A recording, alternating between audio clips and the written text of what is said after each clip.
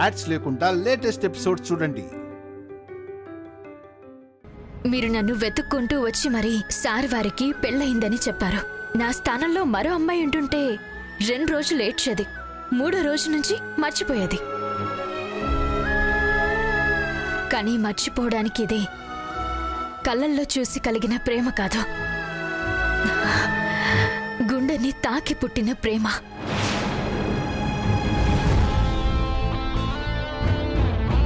ఏంటి, ఏం జరిగింది, నాకేం ఫ్లాష్ బ్యాక్ ఉందా అని షాక్ అవుతున్నారా? కంగారు కాయకు, నేను చెప్తాను కదా. సార్ వారు నిజంగా నా వాడైతే శ్రీకృష్ణాష్టమి రోజున మా ఇంట్లో అడుగు పెట్టాలని ఆ కన్నయ్యని వేడుకున్నాను.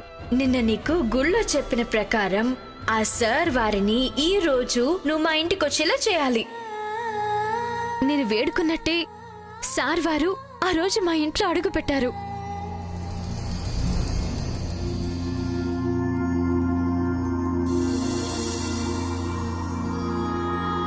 మూడు ముళ్ళు 7 అడుగులతో 100 ఏళ్ళు కలిసి బతకమని ఆ కృష్ణయ్య మమ్మల్ని ఆశీర్వదించాడు.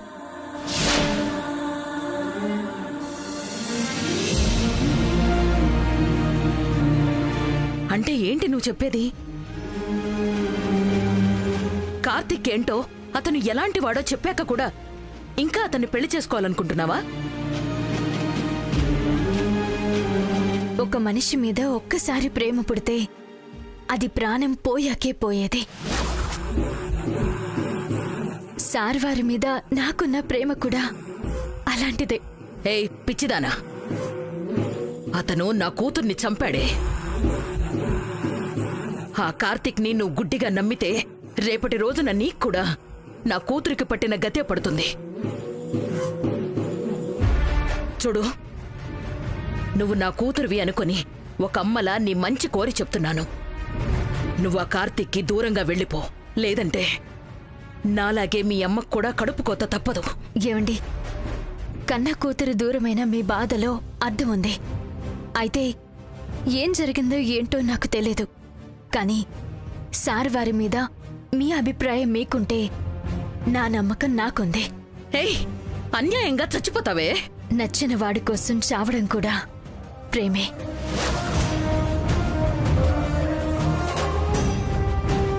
నిజంగానే నువ్వు పిచ్చిదాన్లా ఉన్నట్టున్నావు. వీళ్ళ కుటుంబం గురించి నీకు తెలీదు. మీరు చేసిన మేలుకి మరొకసారి థ్యాంక్స్ చెప్తున్నాను.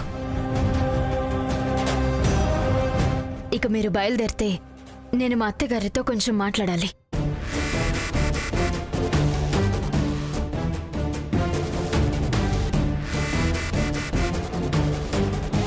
ప్లీజ్ దయచేసి వెళ్ళండి.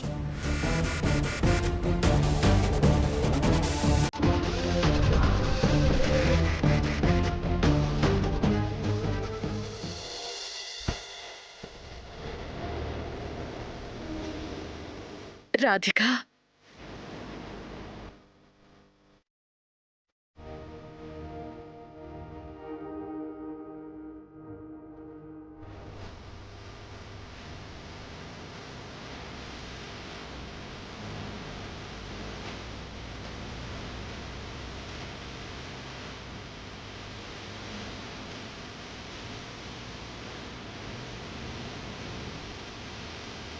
కార్తీక్ని ఇంత బాగా అర్థం చేసుకుంటావు అనుకోలేదమ్మా.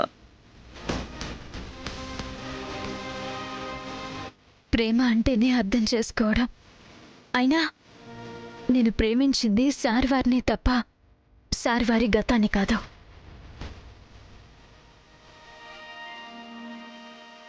అలాంటప్పుడు నా ప్రేమని నేనెందుకు చంపేసుకుంటాను?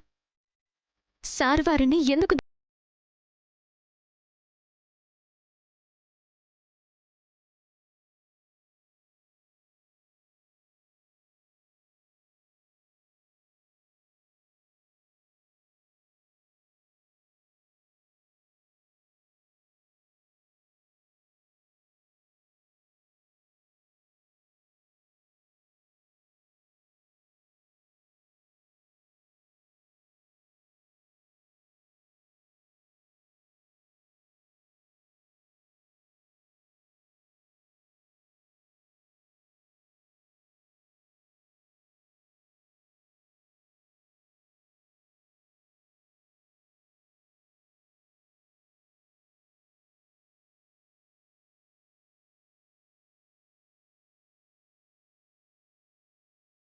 కార్తీక్కి పల్లవంటే ఎంత ప్రేమో అంత ప్రాణం.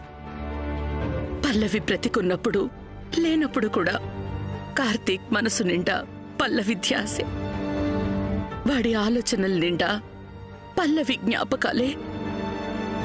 కార్తీక్ మనసులోనూ జీవితంలోనూ మరో అమ్మాయికి చోటు ఉండదు. ఇవ్వలేను అని చెప్పాడు. ఈ విషయం నీకు చెప్పమని పంపించాడు.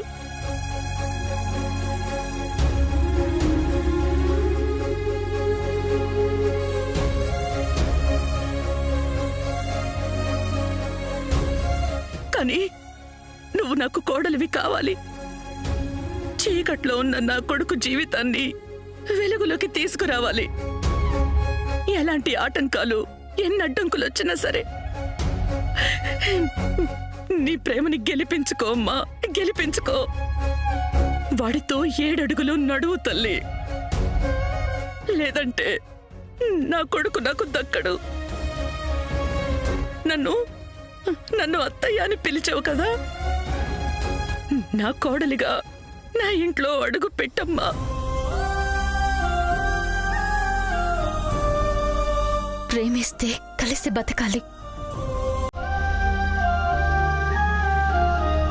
అందుకోసం సార్ వారి మనసు మార్చుకుంటా. ఈ కృష్ణయ్య సాక్షిగా నా కృష్ణయ్యతో మెళ్ళో 3 ముళ్ళు వేయించుకుంటాను.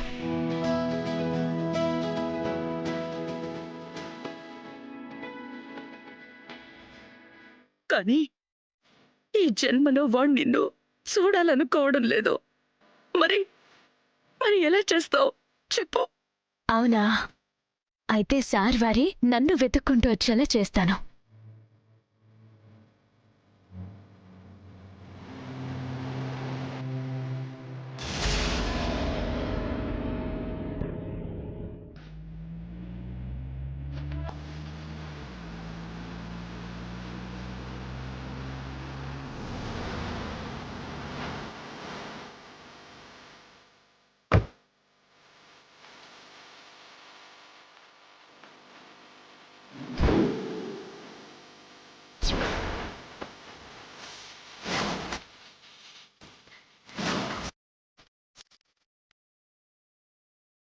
Good morning sir. Good morning sir. కూర్చోండి. టీ కాఫీ ఏం తీసుకుంటారు సార్? నిజం చెప్పకపోతే కాలేజ్ సీజ్ చేయించి తాళాలు తీసుకెళ్తాను. ఏమైంది సార్? గవర్నమెంట్ నిర్దేశించిన ఫీజులు కాకుండా మీరు ఎక్కువ వసూలు చేస్తున్నారని మీ మీద కంప్లైంట్స్ వచ్చాయి. అలాగే ఓవర్ టైం క్లాసులు కండక్ట్ చేసి స్టూడెంట్స్ని మానసికంగా ఒత్తిడికి గురి చేస్తున్నారని కూడా కంప్లైంట్స్ వచ్చాయి. ఇదంతా అబద్ధం సార్. మేమంటే గిట్టని ప్రత్యర్థులు మా మీద చేస్తున్న బ్యాడ్ ప్రాపగాండా సార్. గవర్నమెంట్ నిబంధనలకు అనుగుణంగానే మా కాలేజీ రన్ చేస్తున్నాం సార్. కావాలంటే మీరు ఎవరినైనా ఎంక్వైరీ చేయండి. Narayana, yes sir. ర్యాండమ్గా కొంతమంది స్టూడెంట్స్ని ఎంక్వైరీ చేయండి. అలాగే సార్.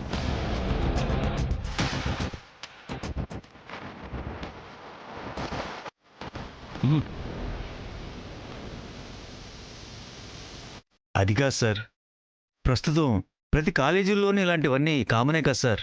ఇందాకేమో రూల్స్కి అనుగుణంగా అన్నారు, ఇప్పుడేమో కామన్ అంటున్నారు. తెలుద్దాం. మీ దగ్గర మొదలుపెట్టి మిగతా కాలేజీల సంగతి కూడా తెలుద్దాం. మీరందరూ కామన్ అనుకుంటున్న విషయాన్ని కోర్టులో సీరియస్గా సెట్ చేద్దాం. ఇలాంటి విషయాల్లో మీరు మా కాస్తో కూస్తో ఫేవర్గా ఉంటారనే కదండి మీ మరదలకి మా కాలేజీలో రూపాయి ఫీజు తీసుకోకుండా ఫ్రీ సీట్ ఇచ్చింది. What the hell are you talking? Are you okay? స్పృహలోనే ఉండి మాట్లాడుతున్నారా? నాకు మరదలే లేదు, అది కూడా మీ కాలేజీలో సీట్ ఇవ్వడం ఏంటి? సెన్స్ లేదు. అదేంటి సార్, ఇంతకు ముందే కదా సార్ మీ కాబోయే భార్య గారు తన చెల్లెల్ని ఈ కాలేజీలో జాయిన్ చేశారు. అరే, ఇంత క్లియర్గా చెప్పాక కూడా ఇంకా అలా మాట్లాడతారేంటి? సార్, కావాలంటే సీసీటీవీ ఫుటేజ్ ఉంది, ఇదిగో చూడండి.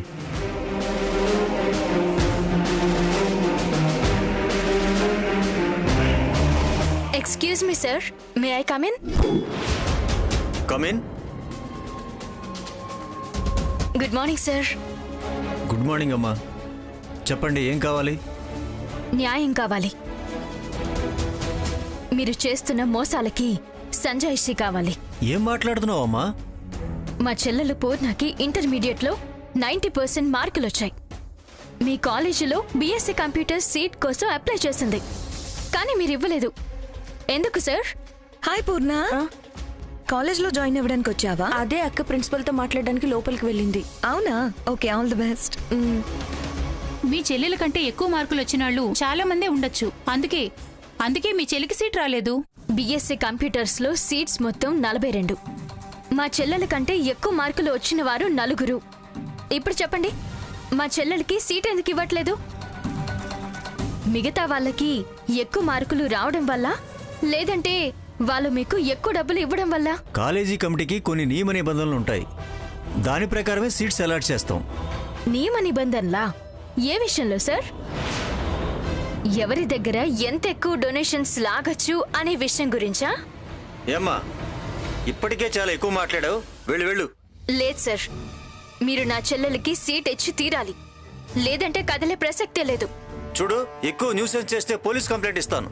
మీరు నా చెల్లెలకి సీట్ ఇవ్వకపోతే నేను ఈ కాలేజీనే లేకుండా చేస్తాను. నీలాంటి వాళ్ళని రోజుకి చాలా మందిని చూస్తాను. వెళ్ళమ్మా వెళ్ళు. నాలాంటి వాళ్ళని చూస్తుంటారు, కానీ నన్ను చూస్తుండరు సార్. ఏంటమ్మా నువ్వు? ఇందాక నుంచి చూస్తున్నాను, తెగ బెళ్ళపిస్తున్నావు. నా బిల్డప్ వెనుకున్న ధైర్యం నాకు కాబోయే శ్రీవారు డిఎస్పీ కార్తిక్ కృష్ణ. ఏంటమ్మా, డిఎస్పీ కార్తిక్ కృష్ణ నీ కాబోయే భర్త? ఎస్. ఎవరు పేరు చెబితే సిటీలో క్రిమినల్స్ కూడా కిడ్నీలు అమ్ముకుంటారో, ఎవరు పేరు చెబితే చైన్ కొట్టేసే దొంగలు కూడా సైకిల్ చైన్లు అమ్ముకుంటారో, ఆ డిఎస్పీ కార్తిక్ కృష్ణకి భార్యనే నేను. కామెడీలు బాగానే చేస్తున్నావు, ఏదైనా స్టేజ్ షోలో ట్రై చేయండి అమ్మా.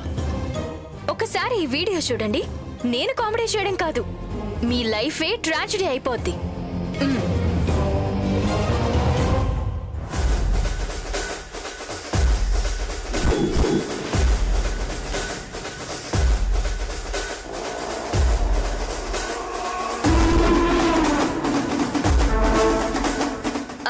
ఇంకో వీడియో చూపిస్తాను, ఉండండి.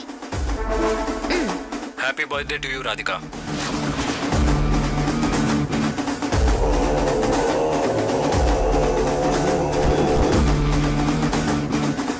చూశారు కదా, నాకు కాబోయే శ్రీవారు నా బర్త్డేని వాళ్ళ ఇంట్లో చేశారు. నేను డిఎస్పీ కార్తిక్ కృష్ణ డీప్ గా లవ్ చేసుకున్నాం. మంచి ముహూర్తం చూసి త్వరలోనే పెళ్లి చేసుకోబోతున్నాం. ఇప్పుడు చెప్పండి సార్, మా చెల్లెలకి సీట్ ఇస్తారా, లేదంటే నాకు కాబోయే శ్రీవారికి ఫోన్ కొట్టి మీ సీట్ లేపేయమంటారా? భలేదేనమ్మా, ఒకటేంటి, కావాలంటే 4 సీట్లు తీసుకో. అక్క, ఏమైందక్క? సీట్ కన్ఫర్మ్ అయిందా? ఎస్. థ్యాంక్స్ అక్క, థ్యాంక్ యూ సో మచ్ అక్క. అవునక్క, అసలు సీట్ ఇవ్వనన్న వాళ్ళు ఎలా ఇచ్చారు? ఏం చెప్పొప్పించావు? నిజం చెప్పా. చూశారు కదా సార్, మరి ఇప్పుడు ఏమంటారో మీరే చెప్పండి. చదువుకున్నారు తప్ప మీకు బ్రెయిన్ లేదని అంటాను. ఒక వీడియో చూడగానే దాని వెనకున్న వాస్తవం ఏంటో తెలుసుకోకుండా గుడ్డిగా మోసపోకండి అని చెప్తాను. And one more important thing, మీరు అక్రమంగా డొనేషన్స్ వసూలు చేస్తున్నారంటానికి ఆ సీసీటీవీ ఫుటేజే ఎవిడెన్స్. దీన్ని అంత తేలిగ్గా వదలను. నారాయణ సార్, ఎవిడెన్స్ కలెక్ట్ చేసుకునిరా. Okay sir. Sir please sir. అయ్యా, ఆయన ఎవరి మాట వినరు. దయచేసి కొంచెం ఆ పెన్ డ్రైవ్లో ఫుటేజ్ చేసి ఇవ్వండి.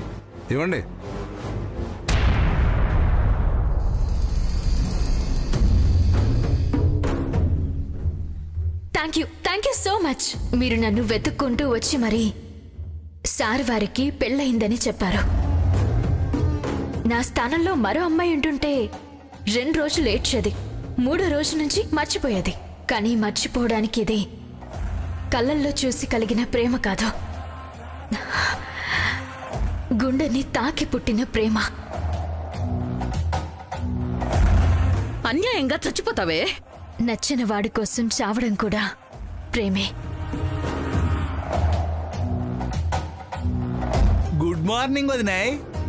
ఏంటి వదినే, ఆగమేఘాల మీద అవసరమైతే ఫ్లైట్ వేసుకునైనా సరే 2 నిమిషాల్లో ఇక్కడ ఉండాలని ఆర్డర్ వేసావు. ఏమైంది వదినే? పరిస్థితి పూర్తిగా చేయి దాటిపోయింది ఓంబాబు. కార్తిక్కి పెళ్ళైన విషయం తెలిసిన తర్వాత ఈ జన్మలో రాధిక కార్తిక్ మొహం చూడదనుకున్నాను. కానీ మీరాబాయిలా ఆరాధిస్తాను, రాధలాగా కృష్ణుల్లో ఏకమవుతాను అని చాలా బలంగా నిర్ణయించుకుంది. ఇంకో ముఖ్యమైన విషయం వదినే, మా ధర్మావతి అక్కయ్య కూడా కార్తీక్ని ఏదో ఒక రకంగా ఒప్పించి ఆ రాధికని కోడలుగా చేసుకోవాలని కంకణాలు తోరణాలు కట్టుకుని తిరుగుతుంది వదినే. మీ అక్క ధర్మావతి పంతంలో పల్నాటి నాగమ్మ టైపు. అనుకుంటే చేసి తీరుతుంది. ఇంకా కార్తీక్ కృష్ణ రాధికల పెళ్లి ఆ దేవుడు కూడా ఆపలేడేమో వదినే. దేవుడు కాదు, దయ్యం ఉంది. కార్తిక్ కృష్ణ రాధికల పెళ్లి ఆపడానికి ఒకే ఒక శక్తి ఉంది. శక్త అంటే జూనియర్ ఎన్టీఆర్ సినిమానా? సకల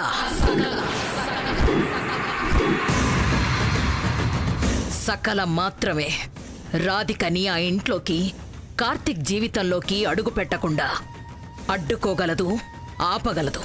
అవునొదినే, పిడుగుకు గొడుగు అడ్డం అన్నట్టు సకల మాత్రమే వాళ్ళ పెళ్లిని ఆపగలదు. ఫారెన్ నుంచి ఎప్పుడొస్తోంది సకల? ఇక పర్మనెంట్ గా ఎక్కడే సెటిల్ అయిపోవడానికి భూకంపం రేంజ్ లో రేపు అడుగు పెట్టబోతుంది వదినే.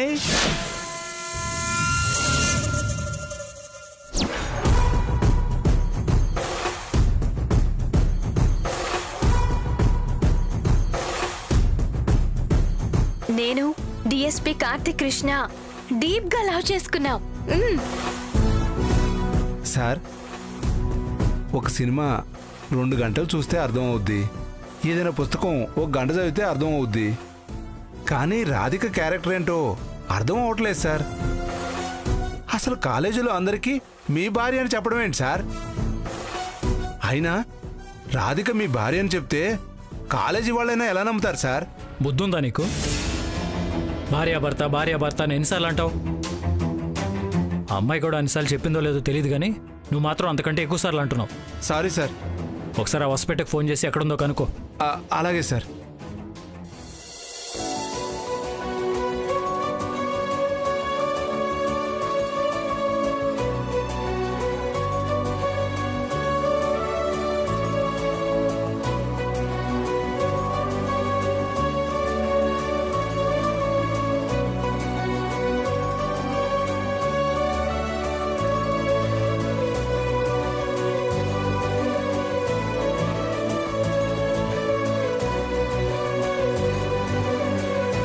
సార్ వారు, కాలం కలిపే ప్రతి పరిచయానికి ఒక అర్థం ఉంటుంది. ఎవరితో ఎవరు కలిసి బ్రతకాలో ఆ దేవుడు ముందే రాసి పెడతాడు. ఆ 100 ఏళ్ల ప్రయాణానికి ఒక బలమైన కారణాన్ని ముడిపెడతాడు. మన 100 ఏళ్ల ప్రయాణానికి ఆ బలమైన కారణం ఈ గుండె మీకోసం పడే ఆరాటం.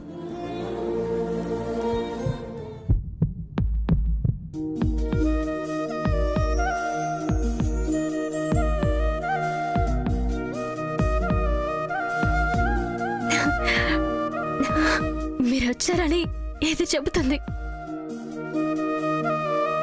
మీరు లేకుండా ఈ గుండె ఎలా బ్రతకగలదు చెప్పండి?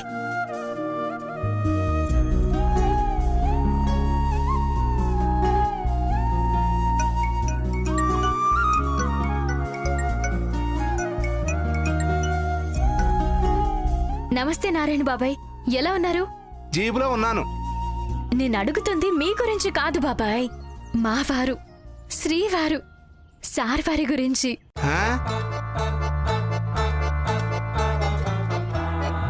యోగక్షేమాల గురించి పక్కన పెట్టి ముందు తను ఎక్కడుందో కనుక్కో. అలాగే సార్. హలో బాబాయ్, మాట్లాడవేంటి?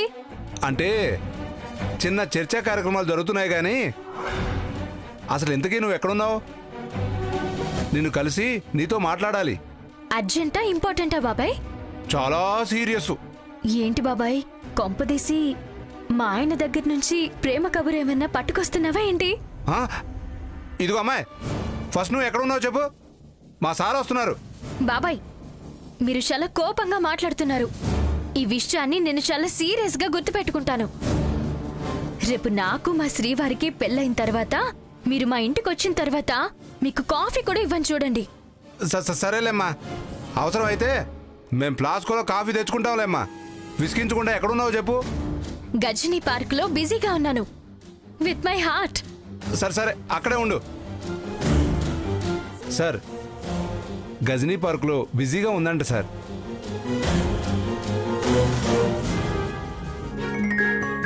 సార్ వారు మనల్ని వెతుక్కుంటూ వస్తున్నారంటే కంపతీసి కాలేజ్లో మనం చేసిన హడావిడి లీక్ అయిపోయిందా ఏంటి?